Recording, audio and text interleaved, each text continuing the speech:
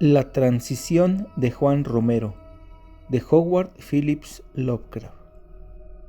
No tengo deseo alguno de hablar sobre los sucesos ocurridos en la mina Norton el 18 y 19 de octubre de 1894.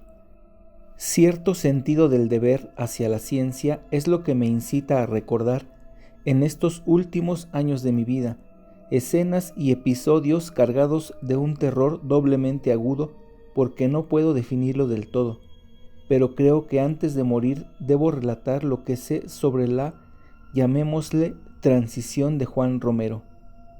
Mi nombre y origen no requieren pasar a la posteridad.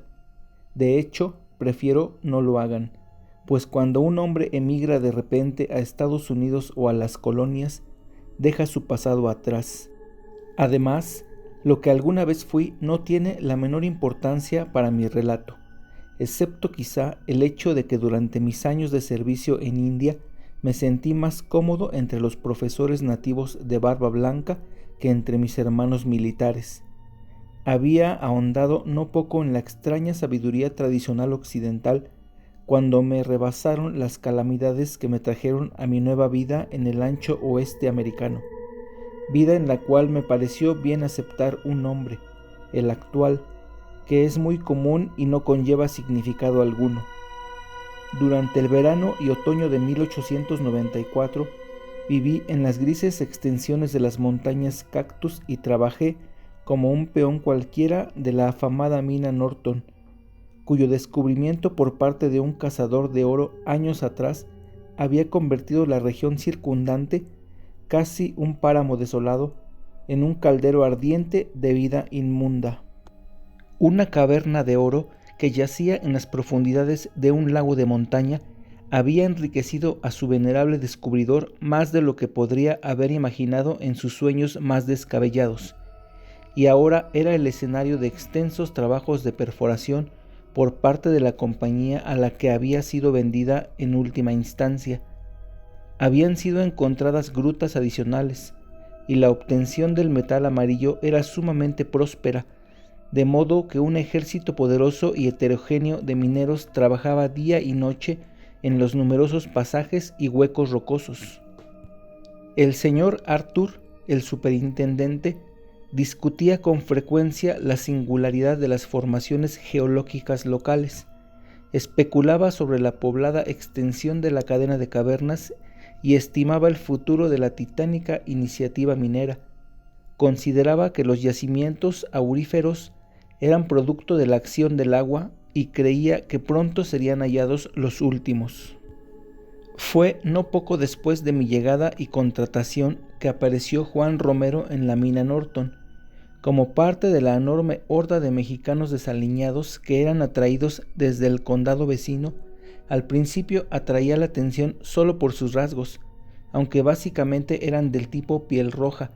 No dejaban de ser notables por su color claro y su conformación refinada, muy distinta de las del grasiento o el payute promedio de la localidad. Es curioso que aunque difiera tanto de la masa de indios tribales e hispanizados, Romero no daba la más mínima impresión de tener sangre caucásica. No era el conquistador castellano ni el pionero americano, sino el antiguo y noble azteca a quien la imaginación veía en ese peón silencioso que se levantaba muy temprano por la mañana y observaba con fascinación el sol que se deslizaba sobre las colinas al este, mientras estiraba los brazos hacia el orbe como si estuviera realizando una especie de ritual cuya naturaleza él mismo no comprendía. Sin embargo, salvo por su rostro, Romero no evocaba nobleza alguna. Era ignorante y sucio, y se le veía muy cómodo entre los otros mexicanos de piel morena, pues provenían, según dijeron después, de uno de los entornos más ruines. De niño lo encontraron en una vulgar choza de montaña, como único sobreviviente de una epidemia que los había acechado de forma letal. En los alrededores de la choza, cerca de una inusual grieta rocosa, habían 2 esqueletos recién devorados por los buitres, que al parecer eran lo que quedaba de sus padres. Nadie recordaba su identidad y pronto los olvidaron por completo. De hecho, el derrumbamiento de la choza de adobe y la contracción de la fisura rocosa a causa de una avalancha posterior ayudó a borrar el recuerdo del escenario. Juan, quien fue criado por un mexicano ladrón de ganado que le dio su nombre, no era muy distinto del resto de sus compañeros. El apego que manifestó Romero hacia mí sin duda alguna se debió al pintoresco y antiguo anillo hindú que yo usaba cuando no estaba trabajando. Soy incapaz de hablar de su naturaleza ni de cómo llegó a mis manos. Era el último vínculo con un capítulo de mi vida que quedó clausurado para siempre, y lo tenía en muy alta estima. Al poco tiempo noté que el peculiar mexicano mostraba su interés similar por él. Lo miraba con una expresión que disipaba toda sospecha de mera codicia. Los jeroglíficos arcaicos del anillo parecían despertar un tenue recuerdo en su inculta pero activa mente, aunque era imposible que hubiera visto algo similar antes. Después de unas cuantas semanas de su llegada, Romero se convirtió en una especie de sirviente fiel mío, a pesar del hecho de que yo tampoco era más que un minero ordinario. Nuestras conversaciones eran inevitablemente limitadas. Él sabía apenas unas cuantas palabras de inglés, mientras que mi español oxoniense era muy distinto del patois de ese peón proveniente de la Nueva España. El suceso que estoy a punto de relatar no fue vaticinado por largas premoniciones, aunque el tal Romero había despertado mi interés y aunque mi anillo lo había afectado de forma particular. Creo que ninguno de los dos tenía idea de lo que pasaría después de que se produjera la gran explosión. Las predicciones geológicas dictaban que se extendiera la mina justo por debajo de la parte más profunda del área subterránea, y la creencia del superintendente de que solo se hallaría roca sólida había derivado en la colocación de una gigantesca carga de dinamita. Romero y yo no estábamos vinculados con esa labor, por lo que la primera noticia que tuvimos de aquellas condiciones extraordinarias provinieron de otros. La carga, que quizá fue más pesada de lo esperado, al parecer conmocionó la montaña entera. Los cristales de las cabañas de la ladera estallaron del impacto, y los mineros de los pasajes más cercanos se tambalearon y cayeron al suelo. El lago Jewel, el cual yacía encima del lugar de la acción, se agitó como en medio de una tempestad. Al investigarse el resultado, se descubrió que se abrió un nuevo abismo indefinido bajo el lugar de la explosión, un abismo tan monstruoso que no se podía dimensionar con ninguna cuerda ni iluminar con ninguna lámpara. Ante el desconcierto, los excavadores convocaron una junta con el superintendente, quien ordenó que ataran enormes extensiones de cuerda junto a la fosa y la fueran bajando sin cesar hasta llegar al fondo de la misma. Al poco tiempo, los palidecientes trabajadores notificaron al superintendente el fracaso de la misión. Con firmeza, pero con respeto, comunicaron su negativa a inspeccionar de nuevo el abismo y a seguir trabajando en la mina hasta que éste quedara sellado.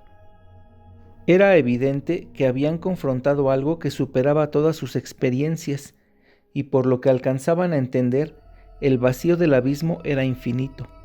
El superintendente no se los reprochó. En vez de eso, lo meditó concienzudamente y diseñó varios planes para el día siguiente. El turno de la noche se canceló aquella tarde. A las 2 de la mañana, un coyote solitario en la montaña comenzó a aullar de forma funesta. Desde algún lugar de la obra, un perro ladró en respuesta, ya fuera al coyote o a alguna otra cosa. En torno a las cimas de la cordillera iba creciendo una tormenta, y los nubarrones de formas extrañas se desplazaban a gran velocidad sobre la mancha borrosa de la luz celestial, que delataba los intentos de una luna menguante de brillar a través de múltiples capas de cirrostratos vaporosos. Fue la voz de Romero, proveniente de la litera superior, la que me despertó. Era una voz alterada y tensa, cargada de cierta anticipación que yo no comprendía. Madre de Dios, el sonido, ese sonido, óigalo, ¿lo oye? Ese sonido, señor. Presté atención a los ruidos, intentando descifrar a cuál se refería. El coyote, el perro, la tormenta, todos eran audibles, pero la última iba ganando terreno a medida que el viento aullaba de forma cada vez más frenética. Por la ventana de la cabaña se asomaban los destellos de los rayos. Cuestioné al mexicano nervioso, repitiendo los sonidos que había oído. ¿El coyote? ¿El perro? ¿El viento? Pero Romero no contestó. Luego comenzó a susurrar anonadado. El ritmo, señor, el ritmo de la tierra, el latido del centro de la tierra. Ahora yo también lo escuchaba. Lo oí y me estremecí sin saber por qué. De las profundidades de la tierra venía un sonido, un ritmo, tal y como lo había dicho el peón, el cual, a pesar de ser sumamente distante, dominaba por encima del perro, el coyote y la tempestad creciente. Intentar describirlo era inútil, tan peculiar que resistía cualquier descripción. Tal vez podría decirse que era como la vibración de los motores de un buque lejano, percibida desde la cubierta, pero no era tan mecánico, no era tan carente de vida ni de conciencia. De sus características, la que más me impresionaba era su lejanía en las entrañas de la tierra. Por mi mente pasaron fragmentos de Joseph Glanville, el cual Poe ha citado con un efecto estruendoso.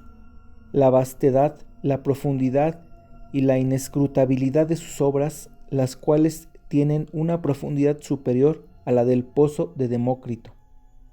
De repente, Romero saltó de su litera y se detuvo frente a mí para observar el extraño anillo en mi mano, el cual emitía un brillo peculiar con cada destello de luz que entraba por la ventana, y luego miró en dirección hacia el pozo de la mina. Yo también me puse en pie, y ambos nos quedamos parados sin movernos durante un rato, con el oído atento mientras el ritmo extraño parecía ir adquiriendo mayor vitalidad. Entonces, aparentemente sin voluntad, comenzamos a caminar hacia la puerta, cuyo traqueteo por el temporal transmitía una reconfortante sensación de realidad mundana. El canto de las profundidades, pues eso parecía ahora el sonido, se iba haciendo más intenso y distintivo. Sentimos un impulso irresistible de salir a la tormenta y dirigirnos hacia la negra apertura del pozo.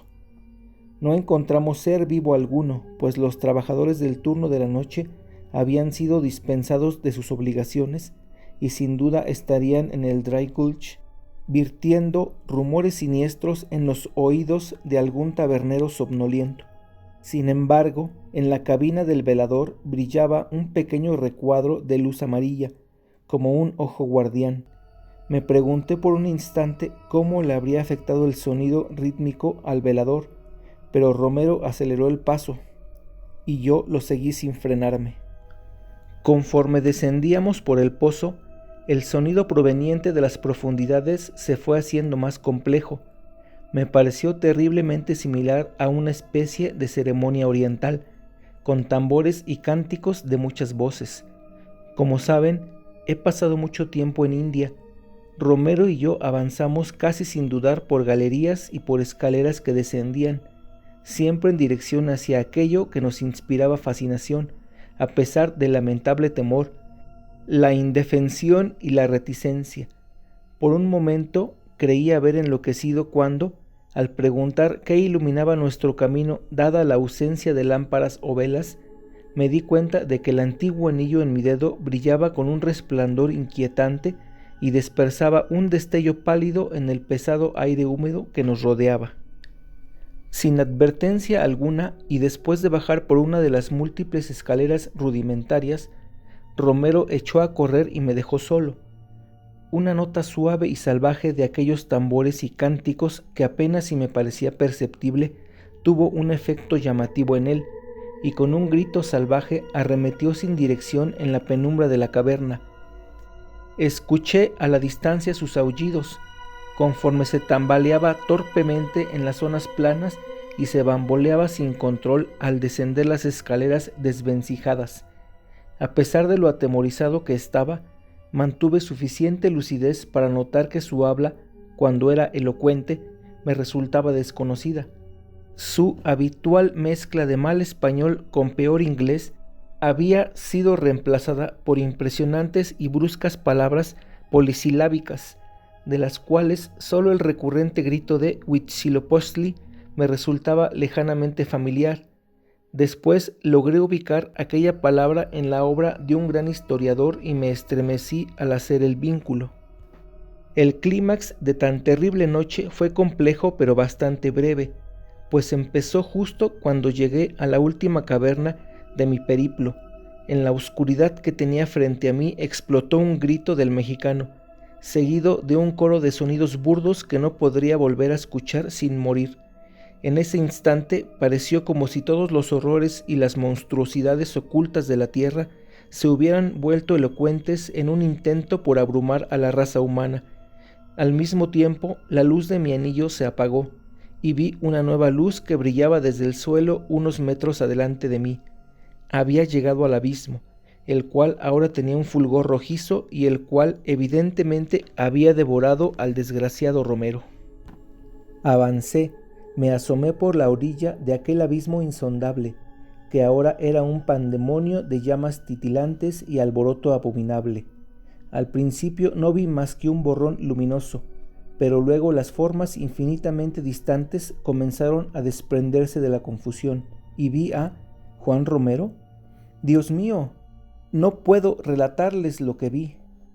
Algún poder celestial vino a mi auxilio y anuló tanto las visiones como los ruidos con un choque que solo se escucha cuando dos universos colisionan en el espacio. Sobrevino el caos y entonces conocí la paz del olvido. Difícilmente sé cómo continuar, pues están implicadas situaciones muy singulares. Sin embargo, haré lo posible, y no intentaré diferenciar entre lo real y lo aparente. Cuando desperté estaba a salvo en mi litera, y el destello rojizo del amanecer se asomaba por la ventana.